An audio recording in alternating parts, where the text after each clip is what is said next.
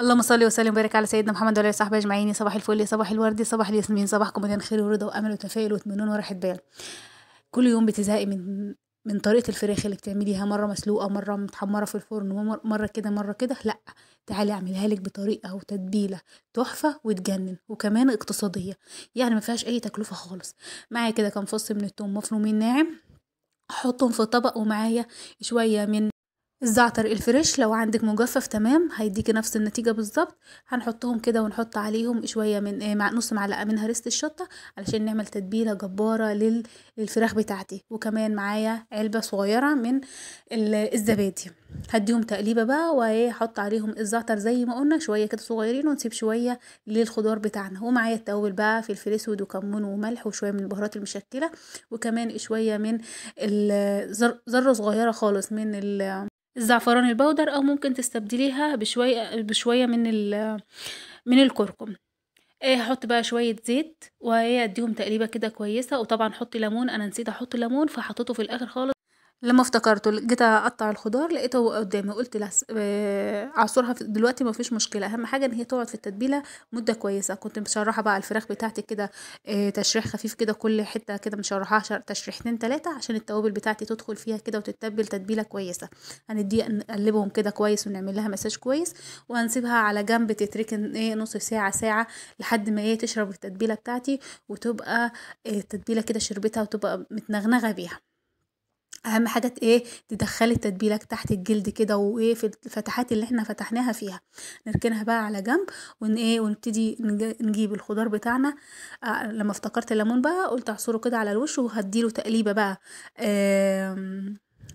لما اجي احطها على الخضار بتاعي، هجيب بقى معايا مجموعه حلوه كده من الخضار بتاعنا، اللي هي بطاطس وكوسه وجزر وبصل وتوم وكل حاجه اللي انت حابه ان انت تستخدميها في الاكله بتاعتك. الخضار بتاعي هيكون مش مشوي، هيكون اخد كمان طعم التوابل بتاعت الفراخ وطعم التوابل اللي احنا هنعملها لها. هنقطع البصل وهنقطع ال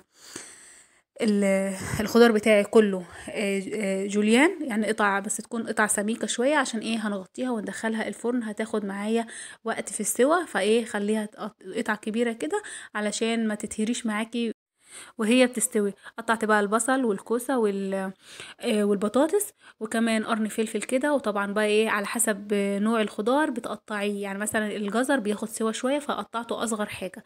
الفلفل طبعا كده كده هو ما بياخدش سوا، فكده كده ما بي ممكن تقطعيه اي تقطيع انت حباها. معايا بقى بقيه الزعتر، هحط عليها التوابل، فلفل اسود وكمون وملح وشويه من البهارات المشكله كده. وكمان هحط عليها نص معلقه من هريسه الشطه. على فكره نص هريسه الشطه اختياري، حابه تحطيها مش حابه براحتك، بس ممكن تستخدمي اي فلفل تاني لو حابه. انا بس حبيت ان انا اخليها مشطشطه كده. هجيب بقى معايا طماطميه كده وابشرها عليهم عشان نعمل تتبيله كويسه كده للخضار بتاعي. احنا تبلنا الفراخ، نتبل بقى الخضار بتاعنا عشان الخضار بتاعنا ياخد تتبيله حلوه كده ويبقى طعمه لذيذ معانا. وشويه بقى من الزيت وننزل على الخضار بتاعنا ونقلبه تقليبه كويسه. وطبعا هنركنه هو كمان حوالي نص ساعه لحد ما الفراخ بتاعتي تتبل وكمان الخضار بتاعي يتبل، ويبقى الاتنين متبلين واخدين طعم حلو جدا من التوابل بتاعتي.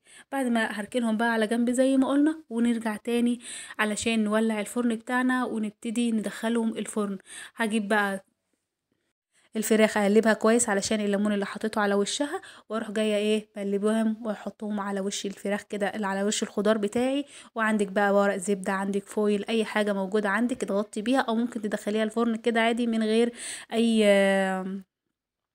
من غير اي حاجه، برضو هتبقى معاكي كويسه. بليت ورقه الزبده بتاعتي كده وحطيتها كده على الوش، وهجيب كمان معايا ورقه من الفويل واغطيها كده كويس عشان الفراخ بتاعتي تكون طريه وما تنشفش معايا في الفرن. التغطيه ديت علشان ما تنشفش بس. بعد ما طلعناها بقى من الفرن، شايفين الجمال؟ تحفه، ريحتها جباره، وكمان الخضار بتاعي مشوي كده ولذيذ. على فكره الفراخ بتنزل ميه، وكمان الخضار بتاعي بينزل ميه، فمش محتاجه ان انت تحطي عليها اي ميه خالص. شايفين الخضار مستوي وجميل ازاي؟ وكمان الفراخ طعمها رهيب. عملت بقى معاها رز حبايه وحبايه، بقى اكله متكامله لذيذه وتحفه وصحيه كمان، يعني فيها كل المواصفات اللي انت حابه ان انت لو عامله دايت هتاكليها. كده الفيديو بتاعنا النهارده خلص. يا رب الفيديو يكون عجبكم. لو الفيديو عجبكم ما تنسوش لايك وشير وسبسكرايب من مطبخ سمسم عشان يوصلك كل فيديوهاتي. وكمان ما تنسونيش في كومنت لذيذ من كومنتاتكم الجميله. الخضار بتاعي مستوي جميل، وكمان الرز بتاعي مفلفل وتحفه، وكمان الفراخ بتاعتي بصي طريه خالص من جوه، وبصوا تتبيله تحفه وجباره. جربيها وادعيلي، بصي حاجه كده تحفه وتجنن.